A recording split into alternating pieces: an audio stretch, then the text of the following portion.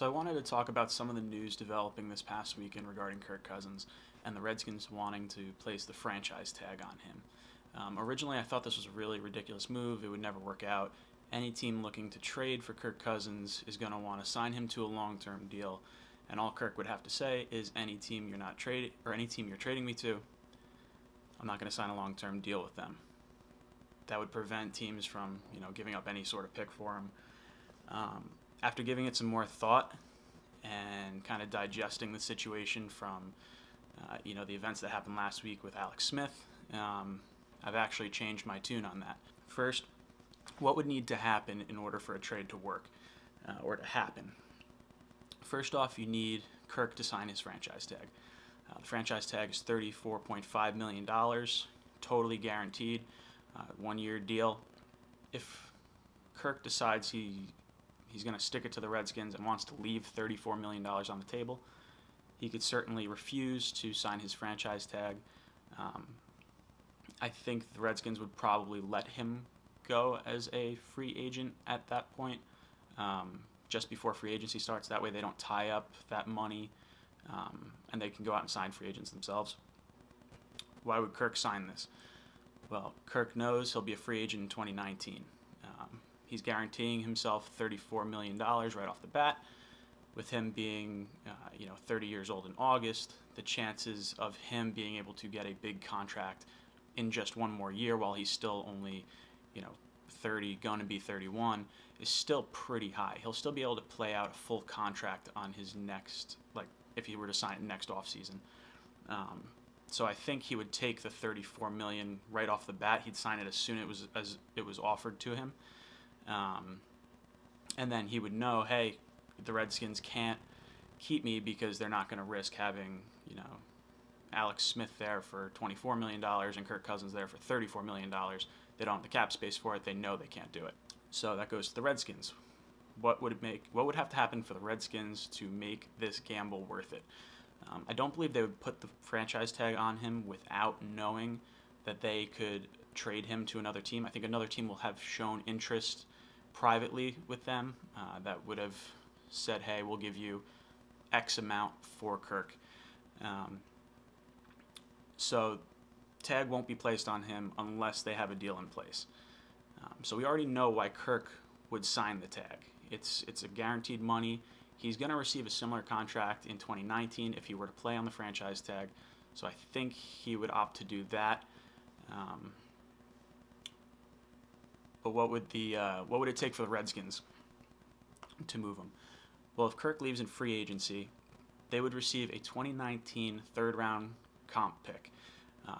Basically, the comp pick is given out to teams who lose free agents, and based on the amount of playing time they see, the contract they sign, that team receives a compensation pick for losing that player. The comp pick is at the end of that round, the third round being the highest of possible compensation pick you can get. So it's expected that Kirk would net the Redskins a third-round pick. So the Redskins would need at least a third-round pick this year to make that deal worth it, to run that risk of franchising him and trading him. Now, that being said, is there a team out there that would trade for Kirk? I don't think Kirk would negotiate a long-term deal without testing free agency.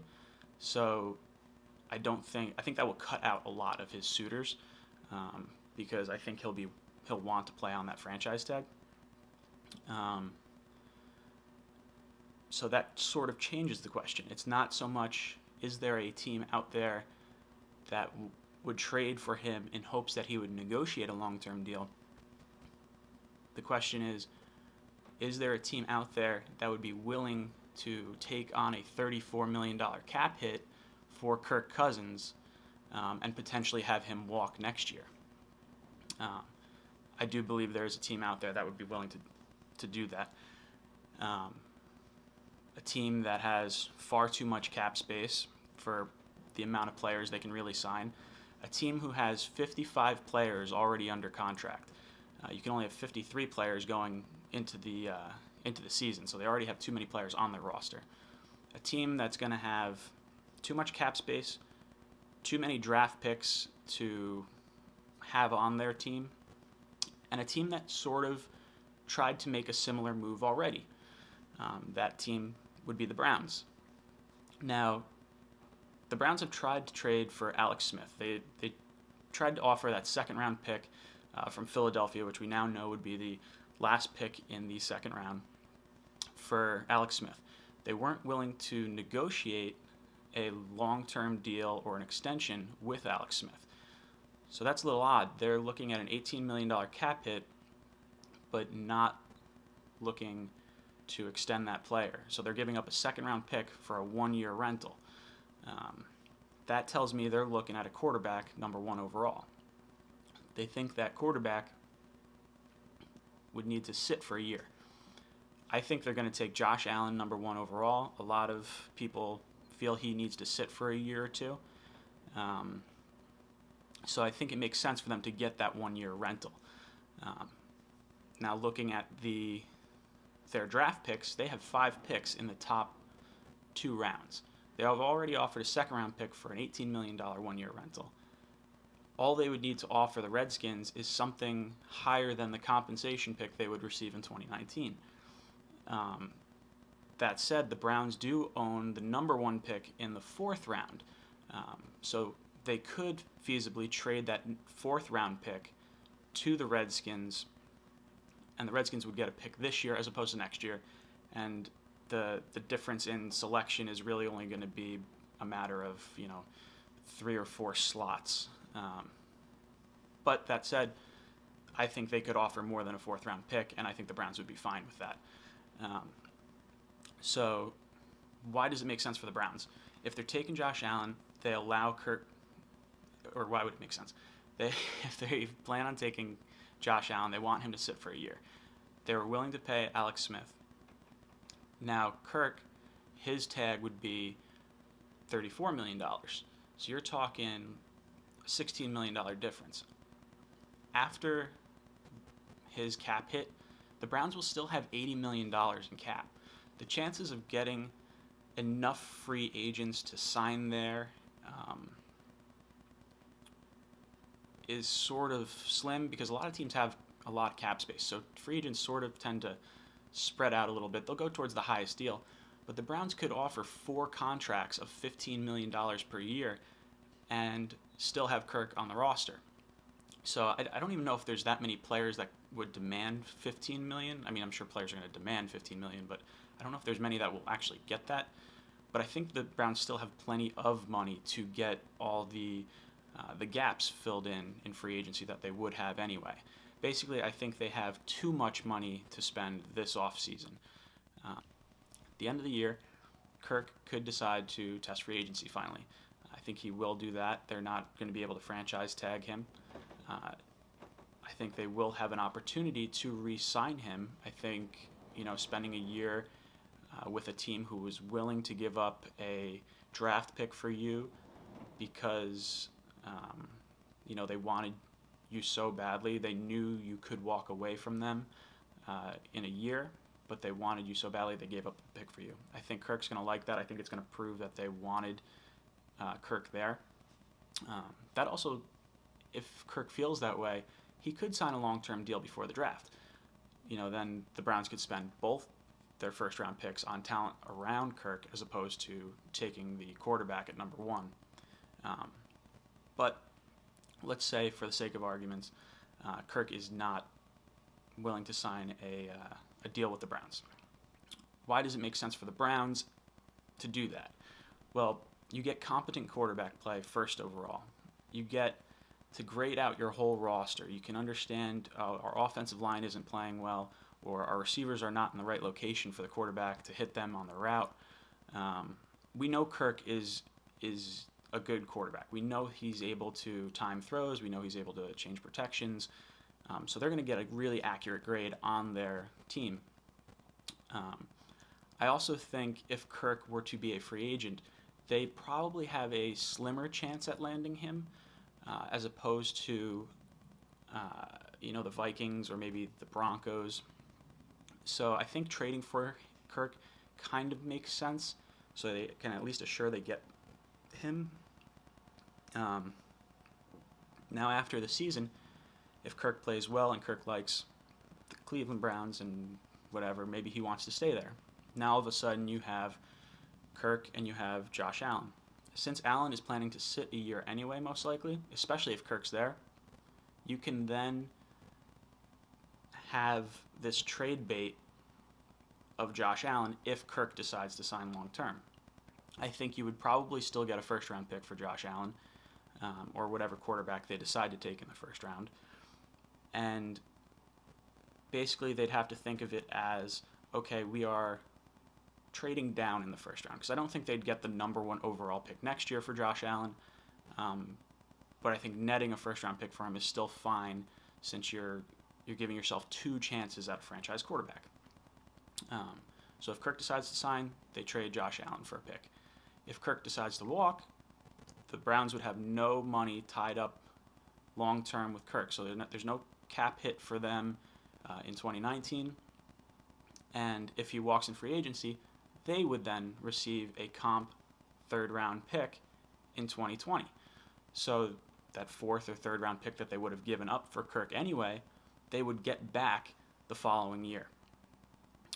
If that's the case, Kirk walks, that's fine. You now have a grade on your team. You have a young quarterback that you took number 1 overall to learn for a year. It would be him versus Kaiser, the 2nd round pick from last year, going against each other in 2019. I think that's a pretty good scenario for the Browns, especially when you consider if they take Allen at 1 and you think the Colts will probably trade out of number 3, you're looking at 3 quarterbacks going in the top 3. That means there's a pretty good shot of Barkley falling to number 4, which means they could still surround Kirk Cousins with talent. I think because of how much money they have, I think they're fine with sacrificing that bit of money to get an accurate grade on every player on that roster, developing the culture and whatnot. So I think it makes sense for the Browns to offer at least a 4th round pick, if not a 3rd round pick. And then I think you look at the Redskins and you see, well, why would they want to do that? Obviously, they get the pick this year. They send Kirk Cousins to the AFC, so you're not versing him unless you wind up in the Super Bowl, which, if the Browns and the Redskins make it to the Super Bowl, I'd say, both teams made out well with that trade. I think that also allows the Redskins to sort of block Kirk from going where he may want to go this year. The Vikings have 3 free agent quarterbacks. Now, it's been reported that Kirk's first option would be Minnesota if the money is similar.